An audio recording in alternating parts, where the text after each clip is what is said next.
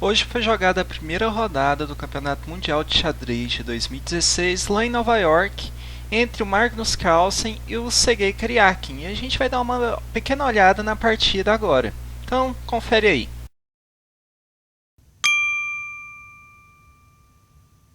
Olá a todos, meu nome é Heitor Carvalho e sejam muito bem-vindos de volta à Central de Xadrez. E hoje foi jogada a primeira rodada do Campeonato Mundial de Xadrez de 2016, a cereja do bolo, a joia da coroa, o torneio mais importante do ano. Eu vou fazer as análises das partidas desse Mundial aqui, e eu já gostaria de pedir desde já que você clique no botão de gostei, que isso é muito importante para a continuidade desse canal. Eu quero ver se a gente dá conta de chegar nesse vídeo aqui, antes das 24 horas de publicação dele, a 300 curtidas aqui no vídeo, 300 likes. Será que vocês dão conta? Bem, estou contando com vocês. Por favor, cliquem aqui em gostei, certo? Pois bem, vamos à partida. Nós tivemos o Magnus Carlsen começando com as peças brancas, essa disputa, e o Sergei Karyakin com as peças negras. A partida foi jogada no dia 11 de novembro de 2016 e Magnus Carlsen começou com o lance D4.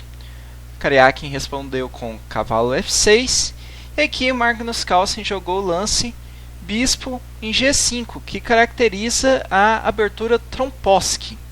Essa abertura, curiosamente, ela tem o nome de um jogador carioca, o Octaviano Figueira Trompowsky de Almeida, que foi campeão brasileiro de 1939 e empregava bastante essa abertura.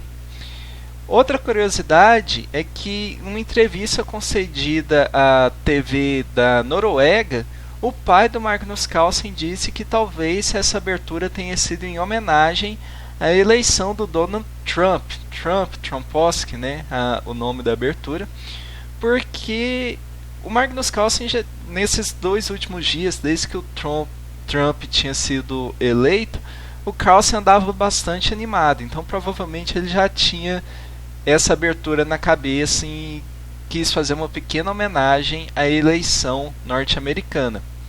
Quem sabe, né? Pois bem, qual que é o objetivo do lance bispo em G5? As brancas querem trocar o seu bispo pelo cavalo, dessa forma dobrando os peões negros. Seria uma fraqueza para as negras, certo? Só que as negras não têm que aceitar imediatamente a troca do bispo pelo cavalo. As negras poderiam ter jogado cavalo em E4, atacando o bispo em G5, o bispo recuaria, e o cavalo já está aqui no centro, ele pode apoiar o avanço C5, certo? Esse peão de C5 teria aqui uma ação central, além de abrir caminho para a dama começar um ataque no adversário.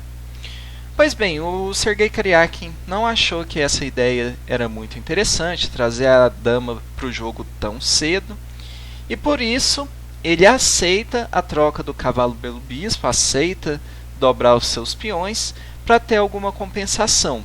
Ao invés de jogar cavalo em E4, o Karyakin jogou D5. Carlsen não tomou o cavalo imediatamente, jogou E3. Karyakin respondeu com C5 para começar a ter uma pressão central aqui.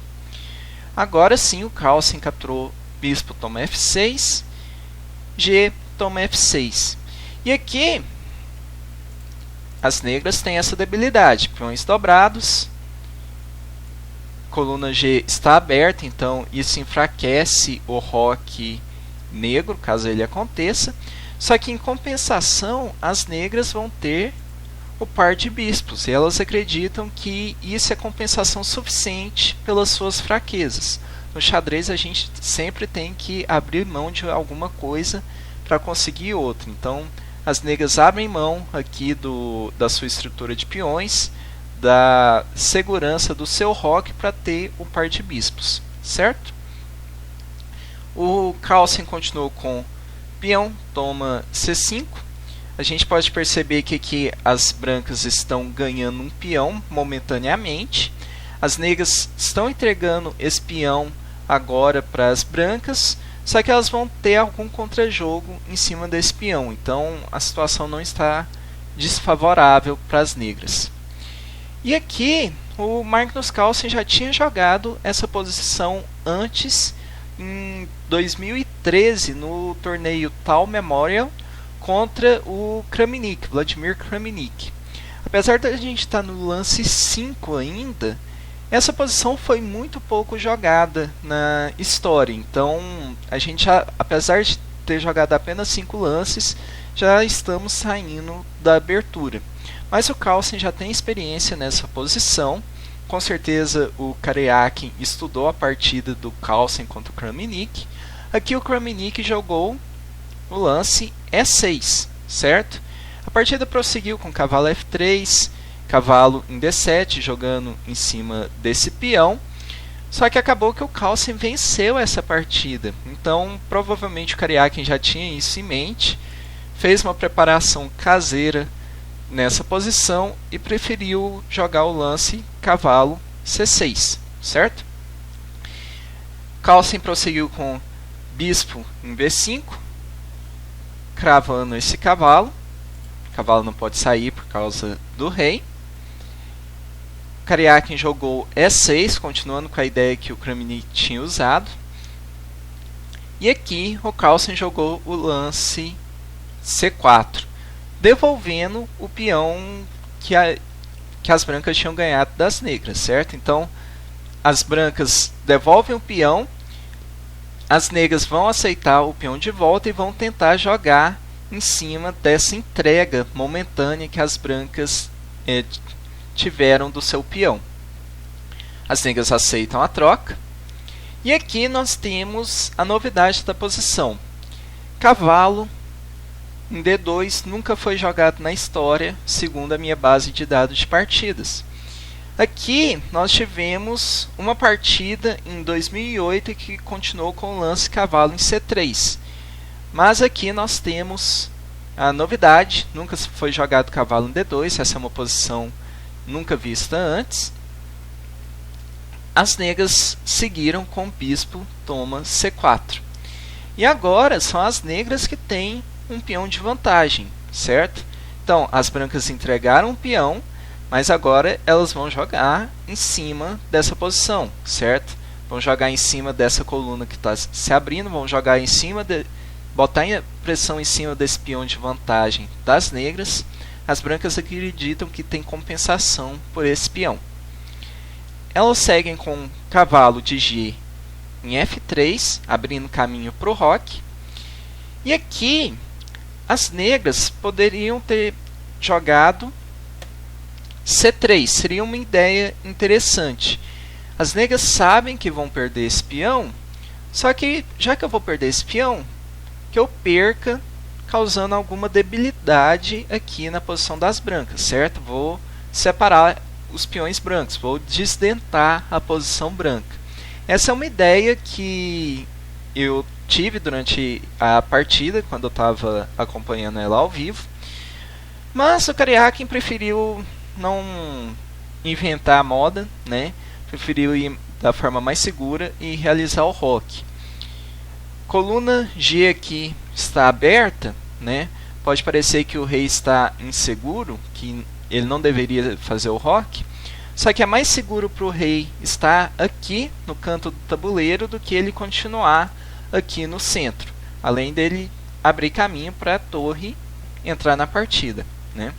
Então, as negras realizam o roque, as brancas também fazem o roque. Negras jogam cavalo em A5. A partida vai começar a ser jogada nesse momento em cima do peão aqui de C4. Torre em C1. E aqui, indiretamente, a torre está atacando esses dois bispos. Se você tirar esse peão que deve ocorrer agorinha, esses bispos vão estar sendo atacados, certo? Principalmente o bispo aqui em C5. E a grande vantagem que as negras têm aqui, que foi o que elas entregaram a sua estrutura de peões, que entregaram a segurança do seu roque, foi o par de bispos. Elas não podem permitir a entrega desse par de bispos para as brancas nesse momento. Por isso, elas recuam com seu bispo. As brancas jogam dama em C2, aumentando a pressão em cima do peão de C4. Bispo em D7. Poxa, eu acabei de falar que a vantagem das negras é o par de bispos, não é? E de repente as negras estão oferecendo aqui a troca de bispos. Acontece que as negras estão percebendo que as peças vão ser todas trocadas aqui no ponto C4. E tendo isso em vista, as negras partem para uma linha que vai garantir um empate para elas. Elas têm a ideia de garantir um empate nesse momento. E esse bispo, estando aqui em C8, ele estava sem muito jogo, certo? Ele estava batendo no peão aqui de E6. E esse bispo aqui em B5, ele está muito ativo. Então, já que as peças vão ser todas trocadas, a debilidade aqui do roque negro, de certa forma, vai sumir por causa disso. As negras preferem trocar o seu bispo fraco pelo bispo forte das brancas. Então, jogam bispo em D7, oferecendo a troca de bispos. Talvez você pense, por que as brancas não capturam o peão de C4, né? Parece que elas vão dar conta de recapturar esse peão. O problema é que as negras têm torre em C8. Cravam esse bispo, dama está aqui no fundo. Quer dizer, as negras vão começar a jogar em cima desse bispo. Isso não é interessante. Por causa disso, ao invés de ganhar, na verdade recuperar o peão, as brancas decidem trocar os bispos, certo? Dama toma bispo, as brancas continuam com dama em C3, importunando o cavalo que está defendendo o peão aqui. As negras defendem aquele cavalo. E agora as brancas decidem trocar as peças aqui no ponto C4. Depois de toda essa troca de peças, as brancas têm o domínio agora da coluna C. A coluna D está em aberto, está em disputa, né? Quem quiser dominar está livre para dominá-la agora. Só que as negras decidem não dominar a coluna D. Elas preferem, ao invés disso, disputar a coluna C e jogam torre de F em C8. Torre de F em C1. As brancas querem manter o domínio dessa coluna. Torre toma torre, torre toma torre. E agora sim, as negras dominam a coluna D. Vale lembrar que elas estão ameaçando torre em D1, checkmate. Evidentemente, as brancas não vão cair nessa pequena armadilha. Aqui, as brancas jogam o lance G3. Primeiro, abre uma janela para o rei branco, só que essa não é a ideia principal. As brancas poderiam ter jogado rei em F1, que elas vão jogar agora, trazer o rei para o centro, trazer o rei para o jogo. A ideia principal desse lance é começar a limitar o bispo negro. O bispo negro é de casas negras, então eu vou posicionar os meus peões nas casas de mesma cor do bispo adversário. Dessa forma eu estou limitando a ação dele, certo? Então a ideia principal do lance G3 é limitar o bispo negro. As negras jogaram torre em D7, impedindo aqui, defendendo, né, a casa C7, impedindo que a torre branca entrasse na sétima fila, certo? As brancas seguiram com rei em F1, então vocês perceberam que G3 não era na verdade para se defender daquele checkmate. As brancas têm a ideia de trazer seu rei para o centro. E aqui as negras jogaram F5. Enquanto as brancas jogaram essa estrutura de peões, desculpa, vou trocar a cor aqui para não confundir. Enquanto as brancas jogaram essa estrutura de peões para bloquear a ação do bispo negro, as negras têm a ideia oposta. Elas querem abrir a ação do seu bispo, certo? Livrar o seu bispo para ter mais ação. Então, as negras põem seus peões em casas de cores opostas a seu bispo. Dessa forma, os peões não estão atrapalhando a ação do bispo. Pois bem, o Carlsen seguiu com rei em E2. Agora, as brancas estão defendendo a coluna D aqui, estão impedindo que que a torre negra entre na posição branca com facilidade. Bispo em F6, atacando o peão de B2, então o peão tem que fugir, né? Rei em F8, trazendo o rei para brincadeira, trazendo o rei para o jogo. E aqui as brancas fazem um lance de certa forma de espera, só que na verdade é o melhor lance da posição, que é o lance H3. Aqui não tem muita forma das brancas mexerem sem tirar as peças da melhor posição que elas se encontram, né? Então as brancas decidem fazer o lance H3, é de uma certa forma um lance de espera. As negras fazem a mesma coisa, H6, não muda tanto a posição, passam de novo a vez para as brancas. E aqui, para mim, as brancas perderam um pouco a chance de continuar pressionando as negras. Parece que as brancas decidiram cair na ideia negra de querer empatar a partida e perderam a chance de jogar o lance torre em C8. Por quê? Bem, a torre negra não está dando conta de entrar na posição branca aqui com facilidade, né? Rei, cavalo e o peão de E3 estão defendendo a coluna D para as brancas. Enquanto isso, as brancas poderiam ter tentado entrar na posição das negras. Torre em C8, cheque, começa a ter ideias de incomodar as negras, né, trazendo a torre para atacar seus peões. Não sei, uma ideia. Eu sei que o bispo está defendendo aqui H8, só que se não estivesse defendendo aqui, já teríamos uma ideia de atacar o peão isolado na coluna H, então talvez jogar em cima desse bispo, tirar ele dessa diagonal, seria uma ideia para as brancas. As negras poderiam tentar trocar as torres, só que agora as brancas têm um domínio definitivo da sétima fila, o que é muito bom para elas. Ou então as negras poderiam ter trazido o seu rei para E7 e continuado a partida, né? Daqui a ideia que eu já comentei, começar a importunar a posição negra, começar a entrar na posição negra pelos fundos. Só que o Carlsen preferiu, ao invés disso, jogar o lance cavalo em E1. É um lance um pouco mais calmo, não traz tantas ameaças imediatas.